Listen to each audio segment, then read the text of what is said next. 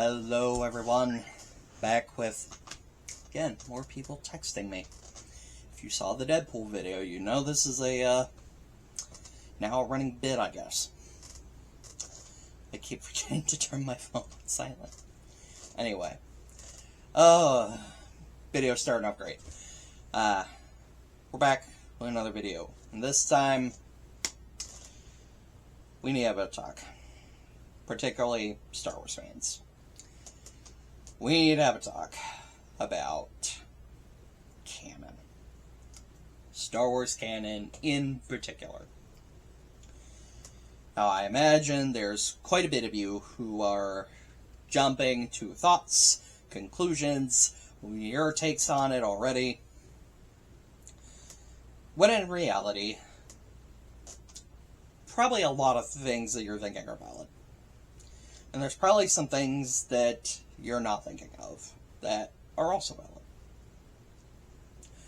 Star Wars canon has been a teetering balancing act that does not always stay balanced pretty much since its existence. Let's be real.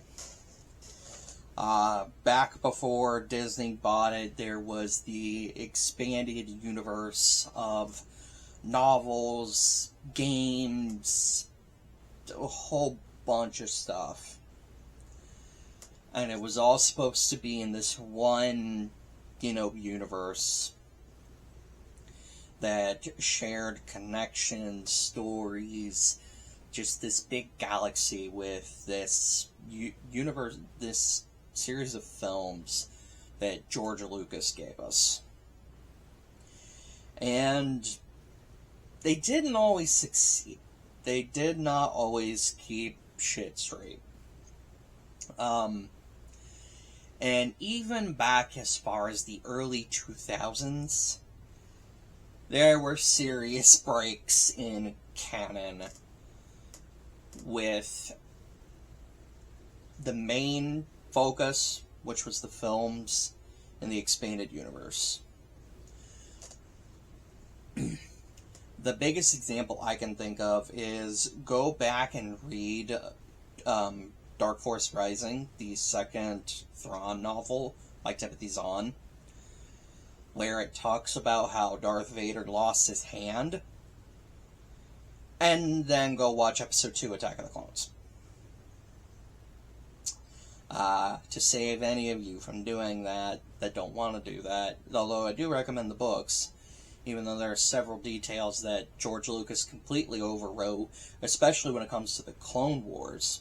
I just left a nice scratch on my arm. So, in the Thrawn book, Vader lost his hand because he failed to keep the Death Star from exploding. The Emperor took it out and took his anger out on him and, cut off his hand. Except that we know in the films, Anakin loses his hand to a lightsaber fight with Count Dooku.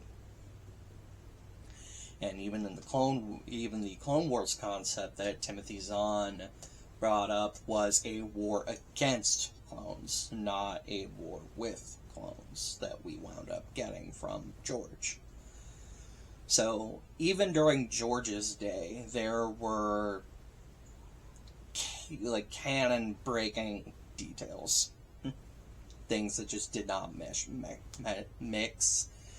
correctly.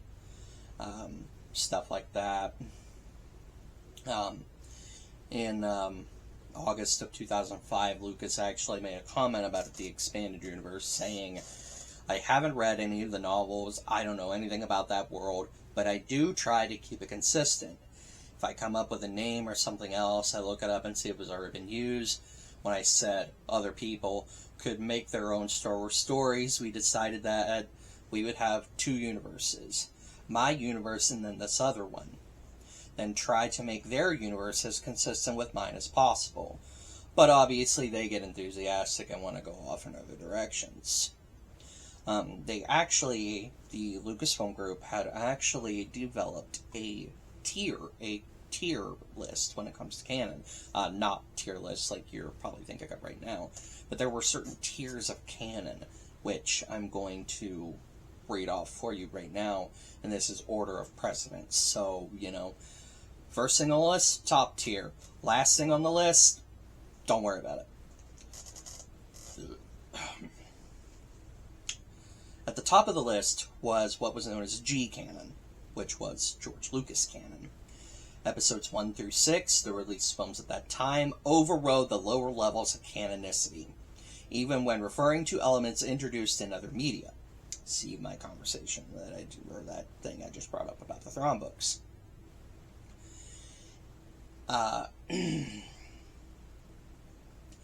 In the words of Leland Chee, who I don't actually know who they are or what they did in Lucasfilm, but in their words, George's view of the universe is his view. He's not beholden to what's gone before. Following that was T canon, television canon. The canonicity level comprising the Clone Wars, which Lucas co-created. At the time of this creation, there was, like, the creation of this tier list, there wasn't really many Star Wars TV shows. There was the 3D animated Clone Wars. We had the 2D micro-series that Genndy Tartakovsky did. But there wasn't really a whole lot beyond that. C canon, continuity canon, most of the material from the expanded universe, including books, comics, and video games. Creation of stories that introduced radical changes in the continuity, like the Force Unleashed video game, which we all know introduced Darth Vader's Secret Apprentice Starkiller, required Lucas's approval, and he spent hours explaining the character relationships to the developers. So Lucas had a bit of a hand in C canon. Everything past this point is kind of where things start to, fall apart. We had S canon, secondary canon, any element introducing continuity canon that was contradicted by other material. The holiday special is an example, except for elements referenced in higher levels of canon. And then we had D canon, which we talked about some short show called Detours that was never released, and N canon, which was non-canon. You can obviously, figure out what that last one means. So even back in the days of George Lucas, there were debates when it came to canon. Then once Lucasfilm was bought out by Disney in, I believe, 2013, all the expanded universe stuff was kicked to the curb and made into its own alternate universe, which, honestly, even with George's comment, it kind of was. Like, it was still part of the Star Wars universe, but it could be contradicted at any moment, depending on what they wanted to do with it. Like what George wanted to do with his stories. But the expanded universe was kicked to the curb, branded as Legends, and the only thing that remained canon was the first 6 Star Wars films and the 3D animated Clone Wars. And since then, Disney has built their own canon. Some of which is good, some of which not so good. And there are a few things, most recently in particular with The Acolyte, that seems to step on the toes of old canon, what old fans still cling to as canon, some of which is from what is now Legends. And there are even times that Lucasfilm under Kathleen Kennedy has just flat out ignored their own shit. And this isn't just a Kathy problem. Like, my guy, Dave Filoni, who I really like his stuff that he makes in the Star Wars universe, like, he's completely ignored some stuff that happens in current canon. Like,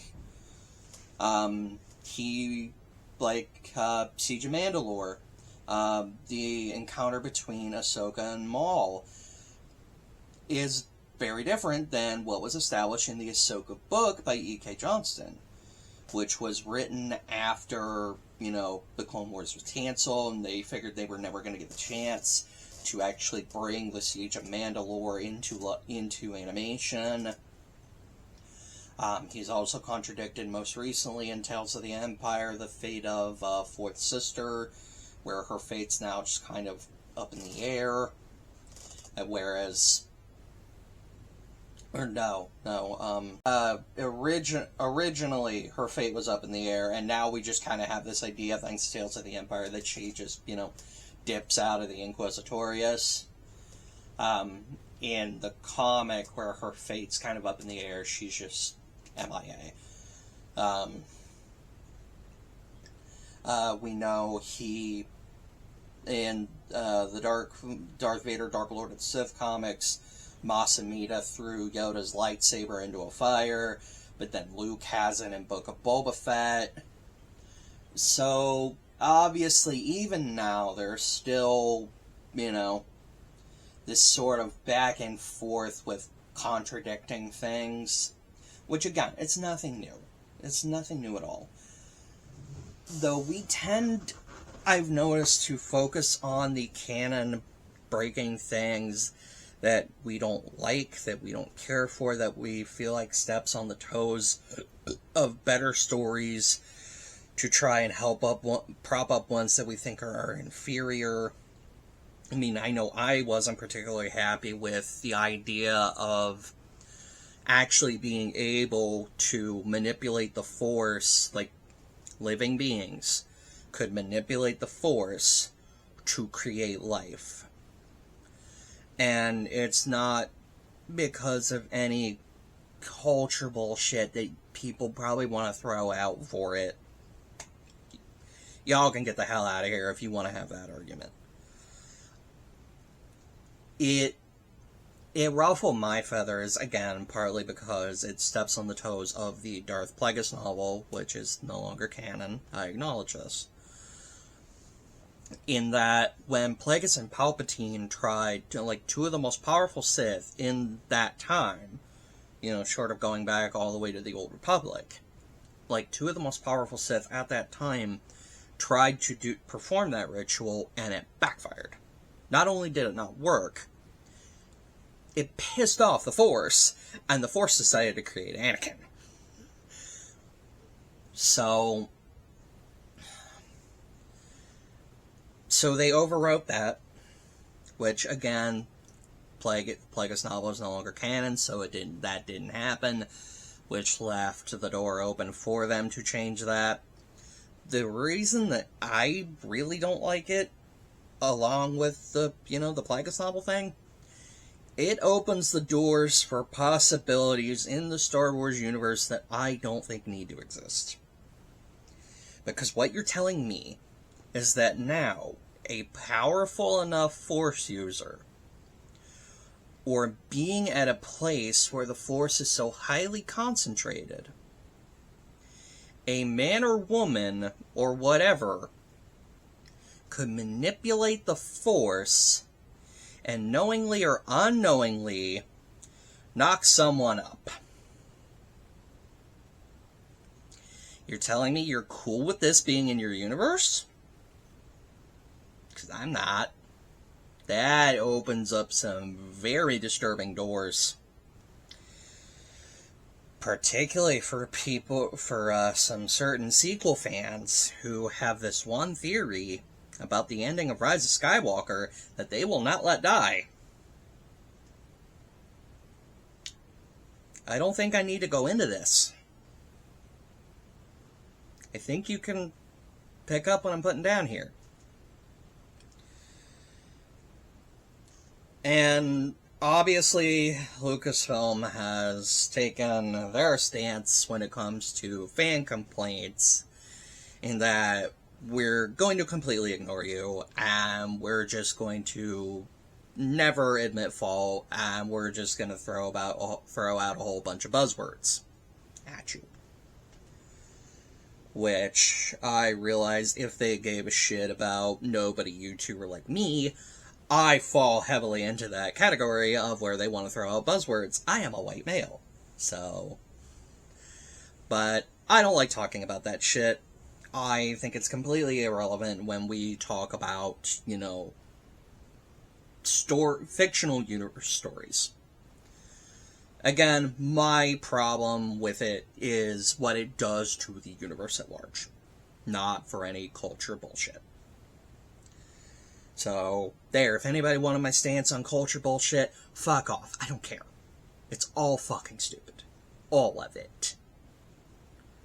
Both sides. You're all fucking stupid. So, the point that I was trying to get at with this video is I get the feeling we're just going to have to accept that, you know, Lucasfilm is just going to throw Canon out the window whenever they feel like it. We do have people that somewhat respects Canon, at the very least what George was trying to do with his vision of the universe. We have people that are just going to disregard it entirely for the sake of, you know, either fan service or their own storytelling.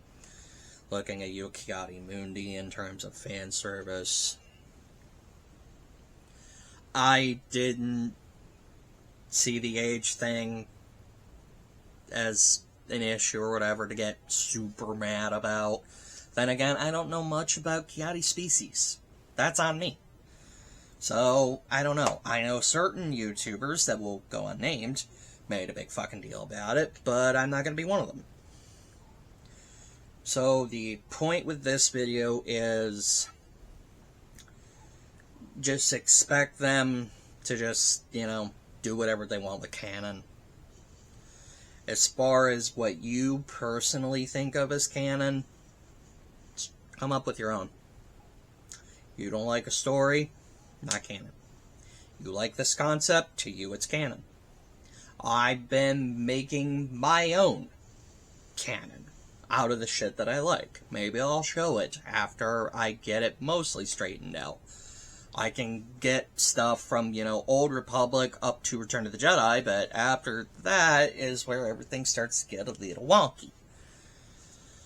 But ultimately, I think what it should all really boil down to is this comment that was made, and I'm going to find it here, that was made probably sometime in the early 2000s by Lucasfilm's director of fan relations, Steven Sansweet, which, if you still have your job, oh my god, I'm so sorry. Just the way upper management wants to be. And how the fans want to be, because, I'm sorry, Star Wars fans are garbage. We really are. Like, when we're mad, we are a vile bunch. We drive people off social media. We drive people to consider suicide. And again, it's not all of us. It's the fandom menace. But even still, when we're mad, we're vocal. And it's not always good. But anyway, Lucasfilm Director of Fan Relations, Steven Sansweet, clarified, when it comes to absolute canon, the real story of Star Wars, you must turn to the films themselves. And only the films.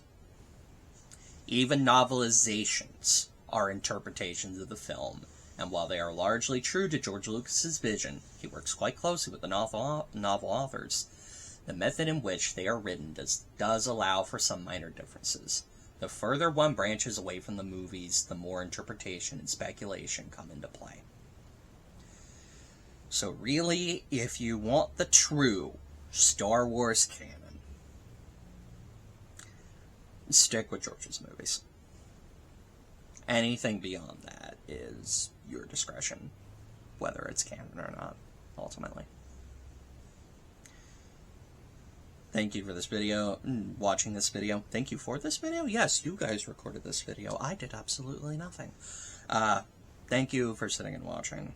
Sorry, this one is a bit more of a downer and straight into territory that I don't like talking about.